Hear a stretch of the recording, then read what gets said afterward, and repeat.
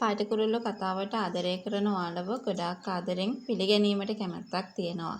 ඉතින් මම අද කතා කරන්න සූදානම් වෙන්නේ මෙන්න මේ වගේ කාරණාවක් සම්බන්ධවයි. විශේෂයෙන්ම කෙල්සිගේ කපටි උපක්‍රම නිසා නුරාන්ට වෙන දේ ගැන තමයි අපි අද කතා කරන්නට ඕන. පාටිකුරුල්ලෝ කතාවේ මම පවසන මේ සැලසුම ඉතාමත්ම දූරදර්ශී එකක්.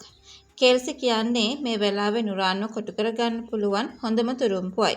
නුරාන් කෙල්සි ගැන යම් ආකර්ෂණයකින් හෝ විශ්වාසයකින් ඉන්නවා නම් කෙල්සිට පුළුවන් ඒක පාවිච්චි කරලා මුළු සෙල්ලමම කටින් පිට හරවන්න. මෙම රංගනය තුලින් කෙවින්ව බේරගත හැකි ආකාරය මෙන්න. කෙල්සිගේ තරහව පෙන්වීම. කෙල්සි නුරාන් මුණගැසී හෝ කෝල් කරලා හෝ තමන් කෙවින් සමග දැඩි ලෙස අමනාප වී සිටින බවත් කෙවින් කළ වැඩ නිසා තමන් අපහසුතාවයට පත් වූ බවත් පවසමින් නුරාන්ගේ පැත්ත ගන්නා බව ඇඟවිය හැකියි. නුරාන් හිතන්නේ කෙල්සි දැන් ඉන්නේ තමන්ගේ පැත්තේ කියලයි.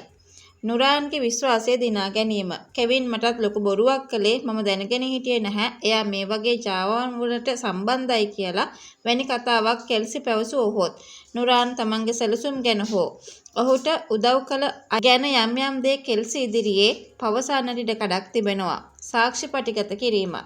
කෙල්සි මේ සංවාදයේ රහසිගතව පටිගත කරගතහොත් රහසින්ම මේ දර්ශන වීඩියෝ කළහොත් නුරාන් විසින්ම මේ සියල්ල බොරුවක් බව පවසන දර්ශන ලබා ගත හැකියි.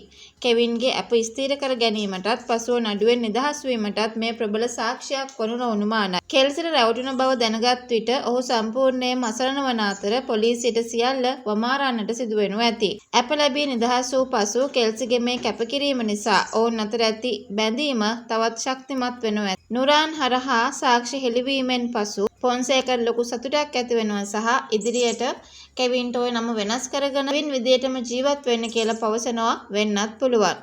මෙතනදී ස්ථානාධිපතිගේ අසරණ වීමත් බලන්න පුළුවන්.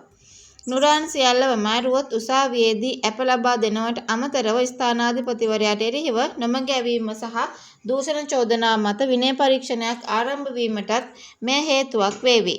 කෙල්සිගේ මේ රංගනය සාර්ථක වුණොත් කෙවින්ට විරුද්ධව ගෙතු බොරු දැල නුරාන්ගේ අතින්ම ලිහී යනු ඇත. කෙල්සි මේ රංගනය කරද්දී නුරාන්ට සැක හිතුණොත් ඇයට මොන වගේ අනතුරකට මුහුණ දෙන්න සිදුවෙයිද?